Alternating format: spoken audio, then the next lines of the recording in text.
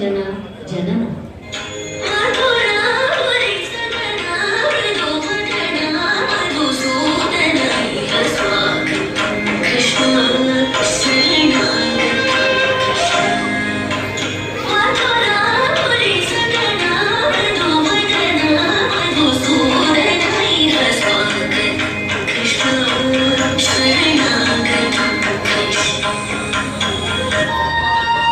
ಶ್ರೀಕೃಷ್ಣನ ಬಾಲ್ಯ.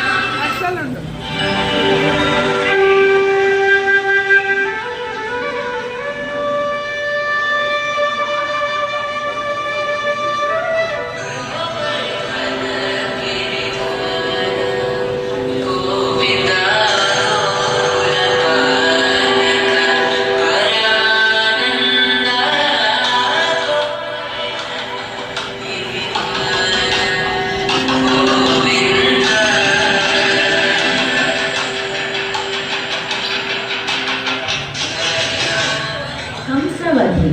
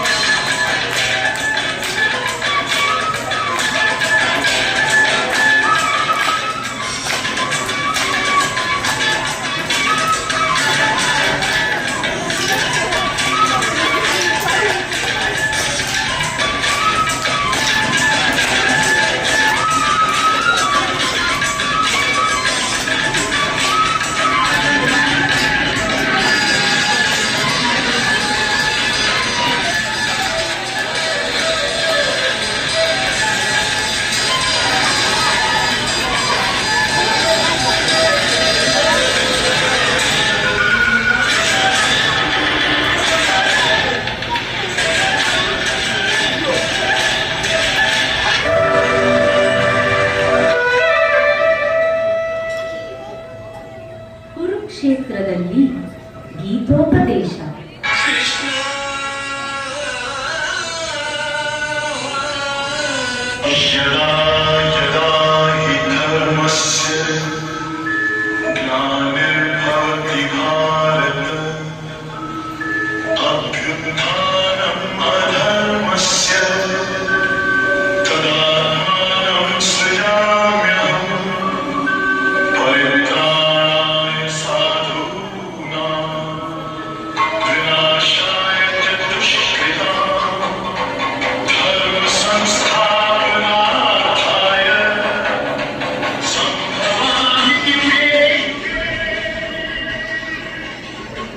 ಕುರುಕ್ಷೇತ್ರ ಯುದ್ಧ ಮುಗಿದ ನಂತರ ಕೃಷ್ಣ ಮತ್ತು ಗಾಂಧಾರಿ ಧೃತರಾಷ್ಟ್ರರ ಭೇಟಿ. ಓ ಕೃಷ್ಣ, ಬಂದೆಯಾ? ಬಾ, ನೀನೋ ನಿನ್ನ ಧರ್ಮವೋ ಒಂದೂ ಸರಿ ಇಲ್ಲ. ನನ್ನ 100 ಮಕ್ಕಳಲ್ಲಿ 99 ಮಕ್ಕಳು ಈ ಕುರುಕ್ಷೇತ್ರ ಯುದ್ಧದಲ್ಲಿ ಮಡಿದರು. ಅವರೆಲ್ಲರ ಹೆಂಡಿರು ಮಕ್ಕಳನ್ನು ನೋಡಿದರೆ ನನ್ನ ಶೋಕವನ್ನು ಮಿಗಿಲಾಗಿಸಿ ಕದಲು ಹಿಂಡಿದಂತಾಗುತ್ತದೆ. ಈಗ ನಿನಗೆ ಸಂತೋಷವೇ ಕೃಷ್ಣ? ನನ್ನ ಮಕ್ಕಳು ಮಡಿದಂತೆ ನಿನ್ನ ಯಾದವ ಕುಲವೆಲ್ಲ ತಮ್ಮ ತಮ್ಮಲ್ಲಿಯೇ ಹೊಡೆದಾಡಿಕೊಂಡು ಇಡೀ ಕುಲವೇ ನಾಶವಾಗಿ ಹೋಗಲಿ, ನಿನ್ನನ್ನು ಸೇರಿಸಿಯೇ ನಾಶವಾಗಿ ಹೋಗಲಿ. ಇದು ಒಬ್ಬ ತಾಯಿಯ ಶಾಪ. ವಿಧಿಲಿಖಿತ. ತಾಯಿ ಗಾಂಧಾರಿ, ನೀವು ನೀಡಿದ ಶಾಪವನ್ನು ನಾನು ಶಿರಸಾವಹಿಸಿ ಪಾಲಿಸುತ್ತೇನೆ. ಅಯ್ಯೋ ಕೃಷ್ಣ, ನನ್ನಿಂದ ಅದೇನು ನುಡಿಸಿಬಿಟ್ಟೆ. ನನ್ನಿಂದ ನಿನಗೆ ಶಾಪವೇ?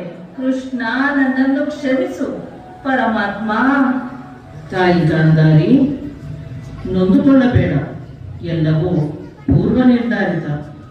ನಿನ್ನ ಮಾತುಗಳಿಗೂ ಮೊದಲೇ ತ್ರೇತಾಯುಗದ ಪಾಪವೂ ನನಗಂಟಿದೆ.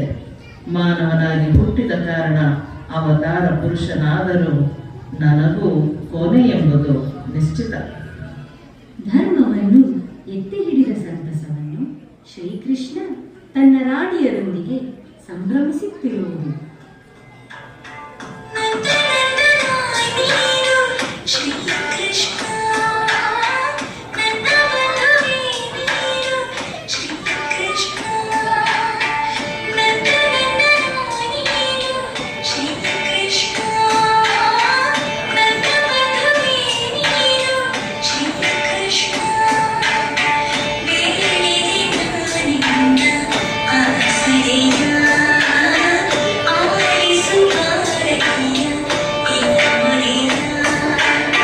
ಶ್ರೀಕೃಷ್ಣನ ಅಂತ್ಯಕ್ಕೆ ಕಡಿವಾಣ ಹಾಕುವ ಪ್ರಯತ್ನದಲ್ಲಿ ದೂರ್ವಾಸ ಮುನಿ. ಧರ್ಮರಕ್ಷಕ, ದೇವಕೀ ನಂದನ, ರುಕ್ಮಿಣೀ ವಲ್ಲಭ, ಹೇ ಶ್ರೀಲೋಲ, ನಾನು ಬಂದು ನಿನ್ನನ್ನು ಕರೆದರೂ ನಿನ್ನ ಆಸ್ಥಾನಕ್ಕೆ ಸ್ವಾಗತ ಕೋರಲು ಬಾರದಾಗೆಯಾ? ಎಲ್ಲವೂ ವಿಧಿಲಿಖಿತ. ಜಗನ್ಯಾಮಕ ಆಡಿಸಿದಂತೆ ಆಡಬೇಕಲ್ಲವೇ? ಇದೇ ಸರಿಯಾದ ಸಮಯ. ಕ್ರೋಧಾದೇವಿ, ನನ್ನೊಳಗೆ ಪ್ರಜ್ವಲಿಸು. ಎಲ್ಲವೋ ಕೃಷ್ಣ, ಅವತಾರ ಪುರುಷನೆಂಬ ಜಂಬವೇ, ಮುನಿಗಳಿಗೆ ಸತ್ಕಾರ ಮಾಡುವುದನ್ನು ಮರೆತೆ ಏನೋ? ರುಕ್ಮಿಣಿ, ಕೃಷ್ಣನ ಪಟ್ಟದರಸಿ ಎಂಬ ಅಹಂಕಾರವೇ? ಮನ್ನಿಸಿ ಮುನಿವರ್ಯ. ನಮ್ಮಿಂದೇನಾಗಬೇಕು? ಅಪ್ಪಣೆಯಾಗಲಿ. ರುಕ್ಮಿಣಿ, ನಿನ್ನ ಕೈಯಾರೆ ಪಾಯಸವನ್ನು ಮಾಡಿದ. ಸ್ವಲ್ಪ ಪಾಯಸವನ್ನು ಉಳಿಸಿದ್ದೇನೆ ಕೃಷ್ಣ. ಇದನ್ನು ನಿನ್ನ ಶರೀರ ಪೂರ್ತಿ ಹಚ್ಚಿಕೊಂಡು ನನ್ನನ್ನು ರಥದಲ್ಲಿ ಕುಳ್ಳಿರಿಸಿ ಕುದುರೆಯ ಬದಲಿಗೆ ನೀನೇ ಆ ರಥವನ್ನು ಎಳೆಯುತ್ತಾ ರಾಜಗಿರಿಯಲ್ಲಿ ಪರಿಕ್ರಮಿಸು. ಸ್ವಾಮಿ, ತಮ್ಮ ಚಿತ್ತ ಮುನಿವರ್ಯ. ಯಾರಲ್ಲಿ? ಚಾವಟಿಯನ್ನು ತನ್ನಿ.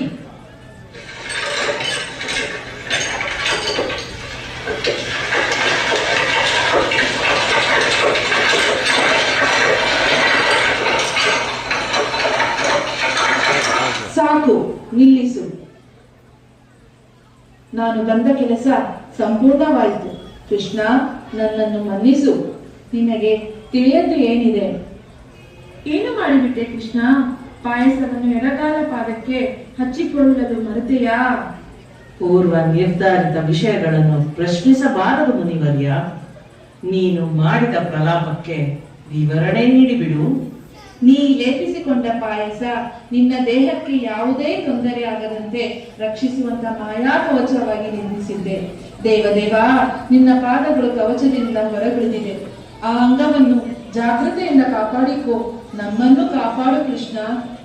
ಕೃಷ್ಣ ಹಾಗೂ ಜಾಂಬವತಿಯರ ಮಗ ಸಾಂಬನು ಒಮ್ಮೆ ಒಡೆದ ಮಡಕೆಯನ್ನು ಹೊಟ್ಟೆಗೆ ಸಿಕ್ಕಿಸಿ ಸೀರೆಯುಟ್ಟು ತಪಸ್ಸಿನಲ್ಲಿದ್ದ ಋಷಿಗಳನ್ನು ಎಚ್ಚರಿಸಿ, ಹುಟ್ಟುವ ಮಗು ಗಂಡೋ ಹೆಣ್ಣೋ ಎಂದು ಜೊತೆಗಾರರು ಕುಹಕವಾಡಲು ಸರ್ವಸ್ವವೂ ಅರಿತ ಮುನಿಗಳು ಕುಪಿತರಾಗಿ ಒನಕೆ ಹುಟ್ಟುವಂತಾಗಲಿ ಎಂದು ಶಪಿಸಿದರು.